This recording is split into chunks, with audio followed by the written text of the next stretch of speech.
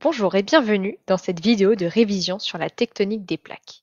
La tectonique des plaques, c'est quoi? C'est une théorie scientifique qui explique que la lithosphère est divisée en grandes plaques, les plaques lithosphériques ou plaques tectoniques, et que ces plaques se déplacent lentement sur l'asténosphère au cours des temps géologiques, c'est-à-dire que cela met plusieurs millions d'années à bouger de façon significative. Ces mouvements de plaques sont responsables de nombreux phénomènes géologiques tels que les volcans ou les séismes. Si tu veux retracer l'histoire de la tectonique des plaques avec les divers scientifiques qui ont contribué à l'élaboration de cette théorie, je t'invite à regarder l'autre vidéo sur ma chaîne. Bon, rentrons dans le vif du sujet. La lithosphère, c'est quoi? La lithosphère est la première couche qui compose la Terre. Elle démarre à la surface, on marche actuellement dessus, et elle se termine vers 100-150 km de profondeur. Juste en dessous, on retrouve l'asténosphère, mais on en parlera un petit peu plus tard. La lithosphère est divisée en plusieurs morceaux que l'on appelle les plaques lithosphériques ou plaques tectoniques. Tous ces morceaux s'assemblent pour former la lithosphère, un petit peu comme les pièces d'un puzzle. Si c'est une plaque qui forme un continent, on parle de lithosphère continentale. Et la roche qui compose cette lithosphère continentale est le granit.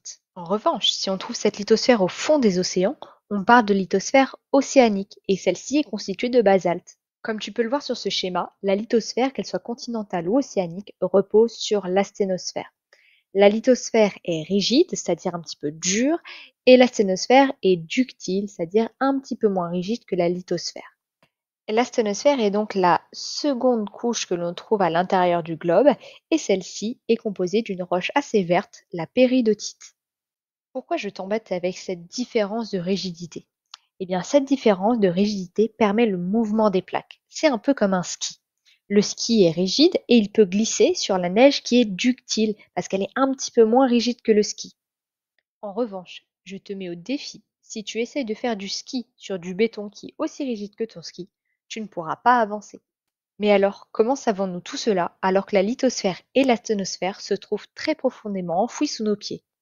Eh bien, c'est en étudiant la vitesse des ondes sismiques dans le sol que l'on peut tirer de nombreuses informations.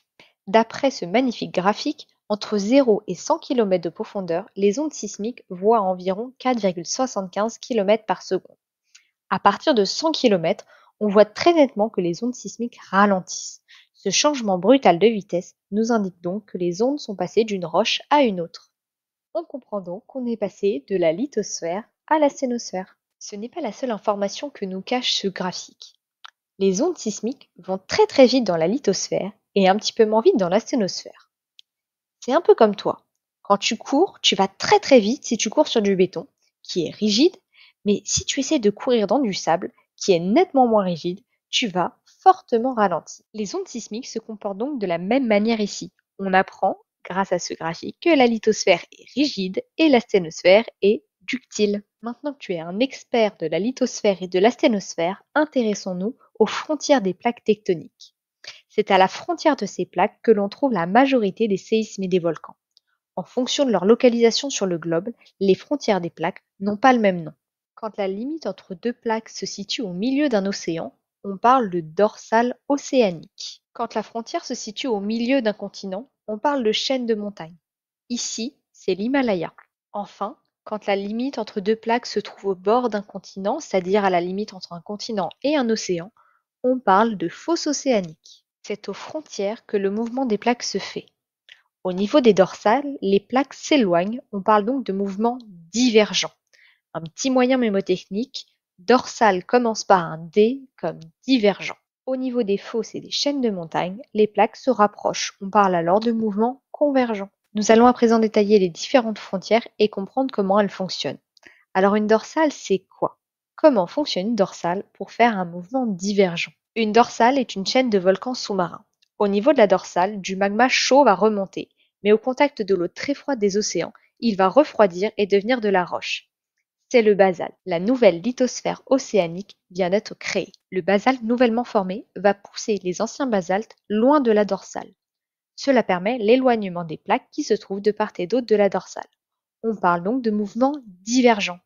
On voit bien ici que la lithosphère continentale numéro 1 et la lithosphère continentale numéro 2 s'éloignent.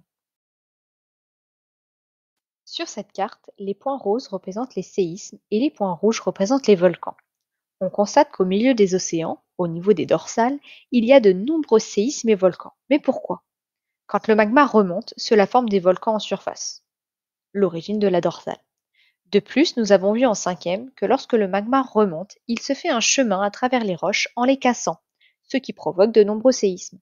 C'est pourquoi les dorsales sont des zones très sismiques et très volcaniques. Allez, on s'accroche, on a bientôt fini. On va voir maintenant comment fonctionne une fosse océanique. La lithosphère océanique qui a été créée par la dorsale va refroidir en s'éloignant de cette dernière. En refroidissant, elle devient de plus en plus lourde.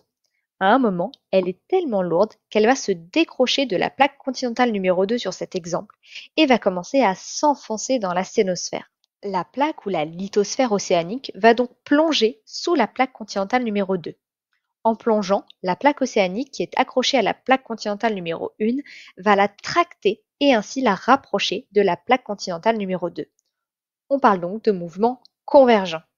En plongeant, la lithosphère océanique va se frotter à la sténosphère, ce qui est à l'origine de nombreux séismes. De plus, par des mécanismes complexes, ce plongement entraîne la formation de magma qui va remonter et créer de nombreux volcans à la surface. La fosse est le lieu de plongement de la plaque océanique, mais la grande zone qui contient la fosse, les séismes et les volcans est appelée une zone de subduction.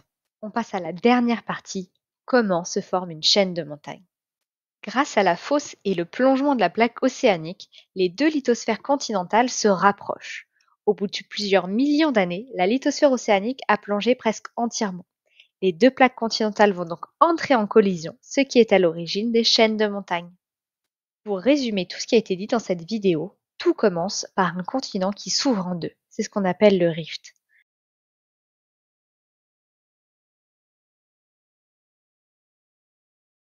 Un océan se forme entre les deux continents et la dorsale se met en place.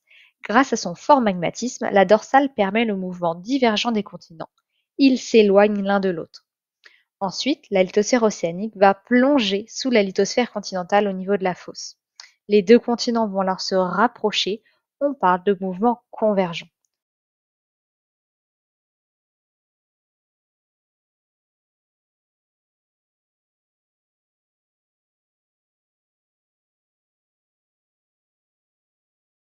Enfin, ils vont entrer en collision et former une chaîne de montagnes qui se situe au milieu de ce nouveau continent. Dans plusieurs millions d'années, le processus recommencera avec l'ouverture d'un nouvel océan. Il faut bien garder en tête que ces mouvements sont très lents, quelques centimètres voire quelques millimètres par an. Les animations présentées dans cette vidéo mettent en réalité plusieurs millions d'années à se produire. De plus, toutes les frontières de toutes les plaques sur la planète bougent en même temps. Certaines divergent, certaines convergent, ce qui permet à la lithosphère d'être en perpétuel mouvement. J'espère que cette vidéo vous aura aidé à réviser votre cours sur la tectonique des plaques. Je vous souhaite un bon contrôle ou un bon brevet. Et si vous avez des questions, n'hésitez pas, soit en classe, soit dans l'espace commentaire.